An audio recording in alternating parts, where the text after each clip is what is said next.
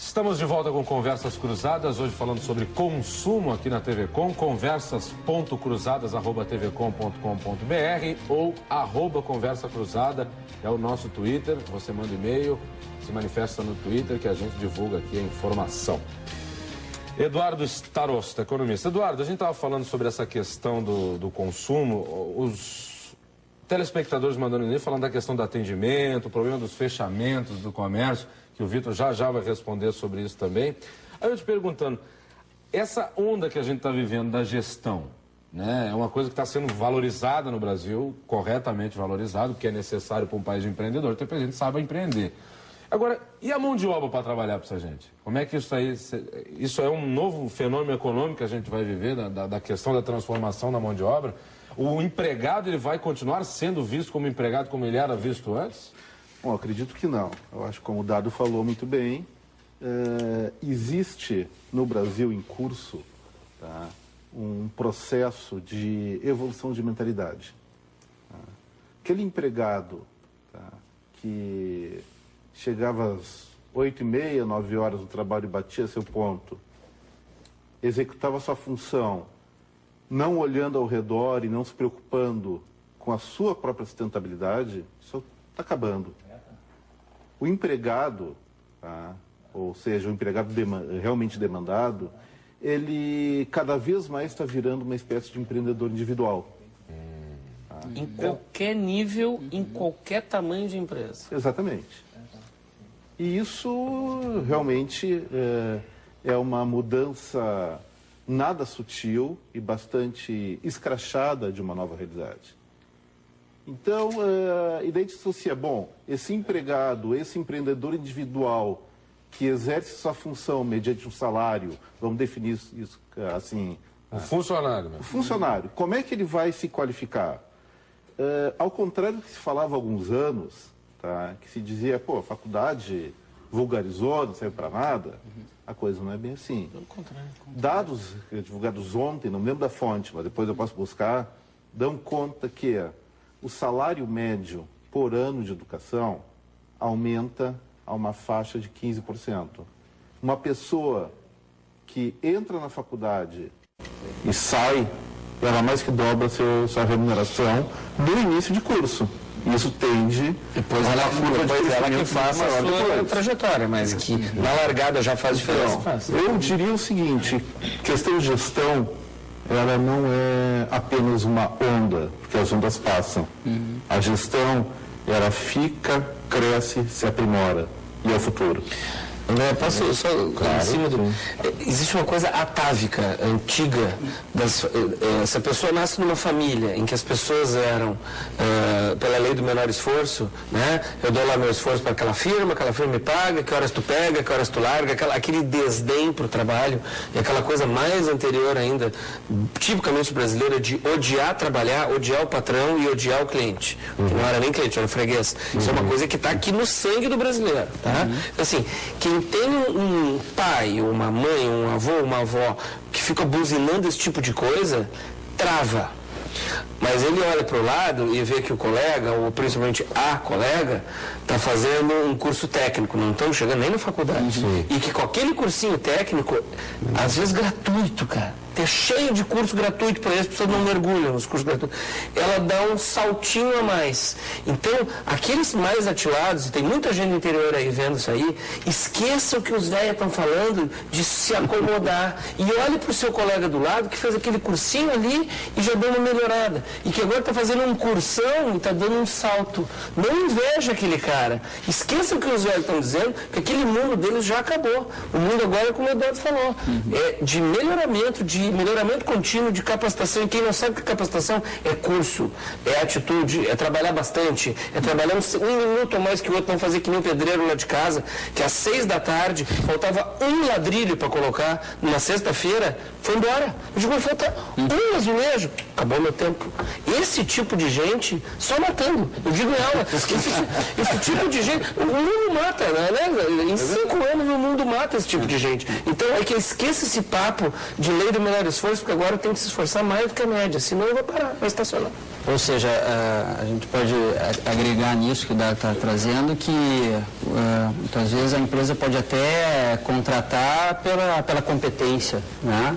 Ou o empreendedor pode abrir o seu negócio pela sua competência, mas se não tiver atitude, né? Se não tiver e gerar o seu vale para o empregado, vale para o empregador também. Exato, vale para os dois. Tem que ter personalidade. Né? Se não tiver essa atitude, porque vamos pegar o seguinte, digamos que ele tem a competência de descobrir um negócio novo, né? E começa a ganhar dinheiro com aquilo. À medida em que não tiver atitude, inclusive para medir que tem um concorrente do seu lado, ter atitude para se transformar num inovador, ou seja, continuar com a sua ideia sempre constante, ele vai ser atropelado. Então ele teve uma boa competência, mas faltou o quê? Faltou atitude, ou como se diz, sangue no olho, né? Aquele negócio de estar constantemente evoluindo. E eu acho que um bom exemplo disso, e trazendo para o Brasil, já foi exposto aqui a questão da concorrência. Até 1995, né, o país praticamente tinha meia dúzia de grandes players, de donos, e a partir de 95, a abertura de mercado, a gente começou a perceber em nível de Brasil a necessidade de se capacitar mais, de fazer cursos, de buscar. Sem dúvida. Vamos pegar um exemplo bem clássico. Até 95 existiam 4 marcas de veículos. Né? Quantas marcas de veículos existem hoje? Agora eu vou te fazer uma provocação, professor. Por que tanta gente quer ser funcionário público hoje e não quer trabalhar nas empresas? Porque tem aquele pai que diz assim, lei do menor esforço. Mas será que as empresas... Vamos lá, agora eu vou fazer o papel de provocador.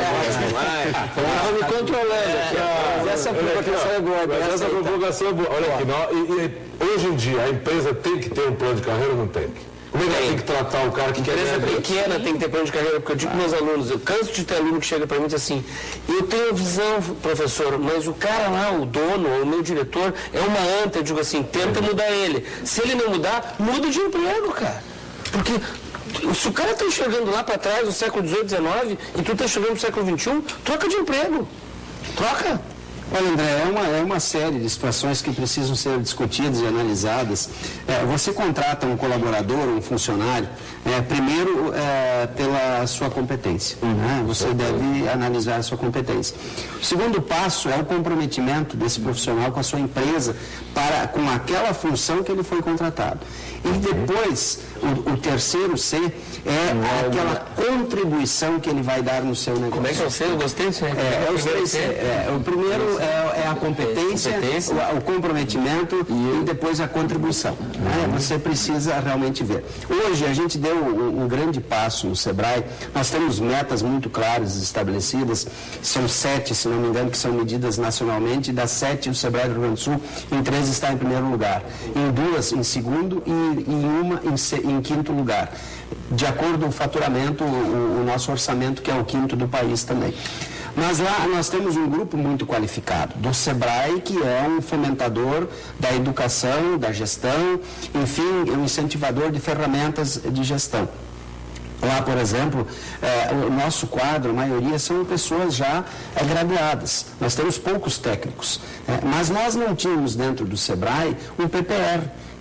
Um plano de participação nos resultados. Nós temos metas, nós cobramos as metas desses funcionários, mas não tínhamos uma participação nos resultados. Hoje nós tivemos uma grande reunião do Conselho, apresentamos esse projeto e o Conselho, de forma unânime, disse não. Esta é uma metodologia moderna e que nós precisamos incentivar. E às vezes não é nem só dinheiro, né, presidente? Exatamente, é um reconhecimento. Eu quero sentir que aquilo ali cenourinha, né? Exatamente, mas não por isso que os funcionários do Sebrae vão atingir as metas, porque nós atingimos, para os nossos telespectadores que nos assistem, nós atingimos 186% das metas no ano de 2011. Aumenta essas metas. É verdade. Hoje, então, se falou, quando se criou o plano de participação em resultados, de que se atingir 100%, alguém está sendo conivente no estabelecimento das metas. Mas não é isso. O Sebrae tem metas estabelecidas nacionalmente e nós não consideramos essas metas e acrescentamos precisamos normalmente de 60% a 80%. A tua meta lá, a meta é um pouco mais... Exatamente. Então, nós precisamos sim fixar esse colaborador, essa deficiência, com o reconhecimento do seu trabalho, fazendo com que ele tenha rentabilidade naquele esforço que ele está fazendo para atingir o resultado da empresa. Então, também hoje nós precisamos conscientizar o empreendedor de que ele precisa sim olhar, estar atento a um plano de carreira, a um plano de participação de resultados e fazer com que esse colaborador, esse funcionário, fique muito satisfeito e não olhe o mercado para sair correndo de dentro da sua empresa. Vê como é que a situação é complexa, né, rapaz? O cara tem que pensar nisso, o cara tem que ser o empreendedor do negócio e ainda pensar nisso tudo. E aí uma dica para ele, não necessariamente quando você forma empreendedores, o empregado vai ser o cara lá de baixo, né? Às vezes o empregado pode ser o cara que vai pensar como fazer o plano de carreira, não o dono da empresa, né? Então tem espaço. Mas essas pessoas hoje a faculdade de administração está absorvendo também, né? Sim, sem dúvida. Recursos humanos, o cara que fala o plano de carreira. Hoje não só no curso, tem aqueles que não são formados estão vindo assim, grandes levas, porque o cara não tem, desculpa, tá, o cara não tem muita gente que tem o medo, só porque ele não tem um segundo grau completo, mas ele já tem uma empresa, cara. Por que ele não pode fazer um curso de não sei quantas horas, 20 horas ou 15 horas de gestão de pessoas? Ele se sente intimidado. Isso eu concordo, mas desde que... Estou falando mais que a faculdade, falando em todos os lugares que o cara pode se instruir, né? Sem dúvida, mas essa especialização, esse curso, ele provoque insights, ele faça uma aplicabilidade prática.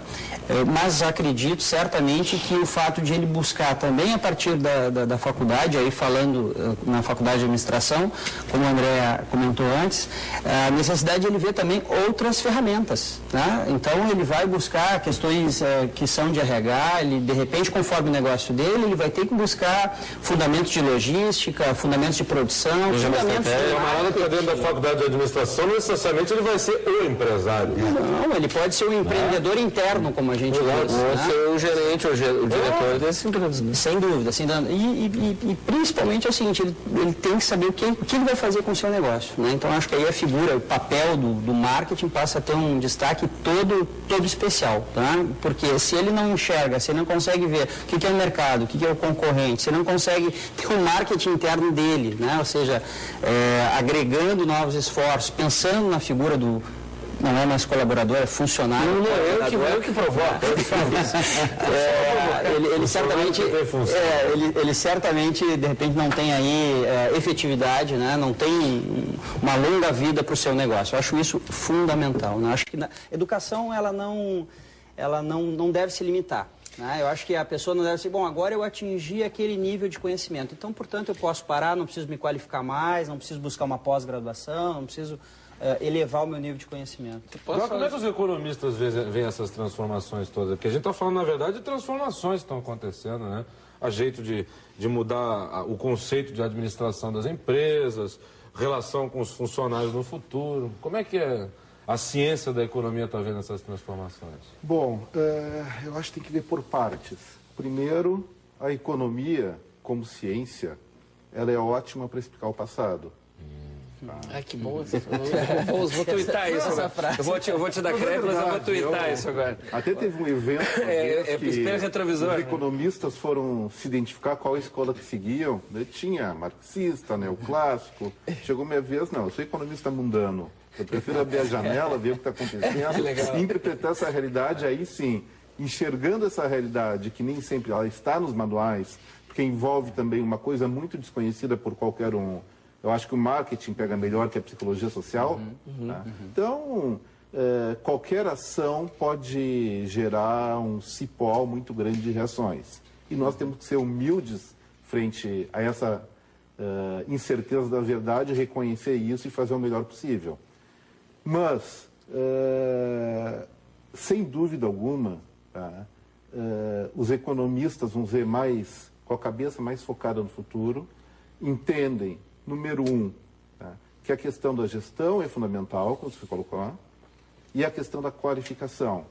Mas também se enxerga um outro lado, o lado de que nada pode ser tão inebriante a ponto de cegar. Ou seja, eu acho que vocês estão, vamos dizer, mais a gente tem uns louquinhos, tem uns louquinhos assim que chegam, o cara quer tudo, eu digo, calma, cara, cuida do teu negócio primeiro. Não, é aquela coisa. Existe não tem isso aí? Assim como vem tu convida para isso. Conversas com pessoas, ó, tenho 4 cursos universitários. Sim, aí... Chegou, olha, não sabe de nenhum... Aposto que não sabe nada de nada. Perfeito, perfeito. Então não adianta também, aí é uma mensagem importante para o telespectador que está querendo se focar no seu negócio, se focar numa atividade, olha, não procura saber de tudo ao mesmo tempo. Um filósofo alemão no final do século XIX, início do século XX, foi o último a tentar entender o mundo por completo e não conseguiu, desistiu. Freud. E o mundo é mais complexo hoje. Ô, Vitor, eu queria te fazer uma pergunta, porque é muito comum a gente ouvir na rua, amigos, familiares, todo mundo já deve ter algum amigo ou familiar que deve ter falado, uma hora dessa eu vou ter meu próprio negócio, né? Mas o quê? Não sei. Isso aí é muito comum a gente ouvir, né? Eu chamo negócio... Como é que lidar com esse dado? Como é que a pessoa que está pensando assim agora... Desculpa, era pro Vitor, a pergunta é me meter. Não tem problema, já falei que é conversa cruzada. Eu tenho esse mal. Vamos lá. Não, na verdade, descobrir o seu negócio, aonde vai empreender, não é muito fácil, né? E para isso existe uma metodologia.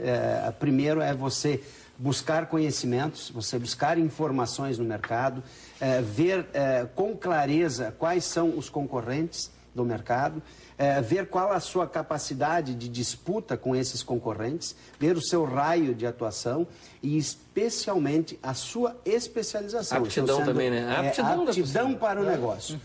Então você vai lá procurar o Sebrae e vai dizer o seguinte, eu quero ser empreendedor, o que eu faço? Nós não vamos orientar.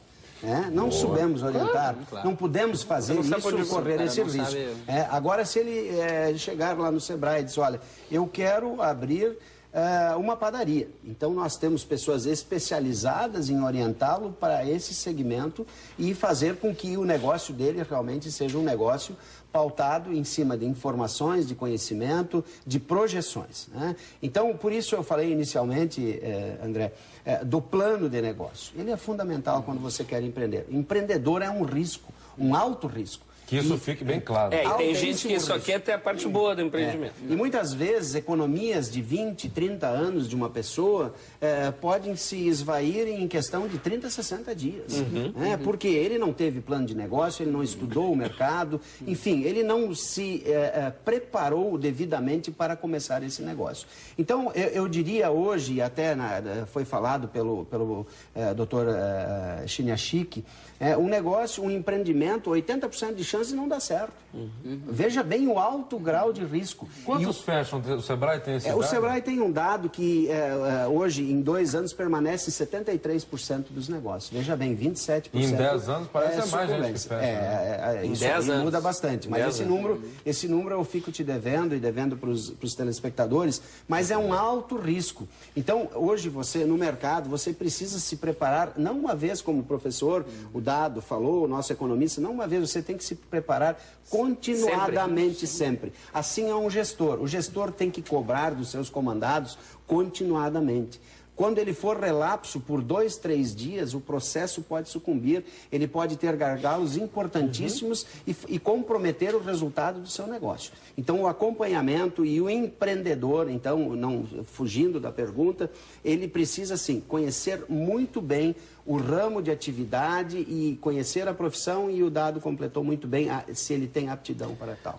Dado, já vou te dar a palavra, antes eu vou chamar um intervalo rapidamente, a gente está indo na linha mais popular da administração de empresas, para as pessoas também se familiarizarem com o termo, depois vamos para uma área mais complexa um pouquinho. conversascruzadas@tvcom.com.br é o nosso e-mail, @conversacruzada é o Twitter para você manifestar a sua opinião aqui no nosso programa. Já voltamos, rapidinho, depois do intervalo.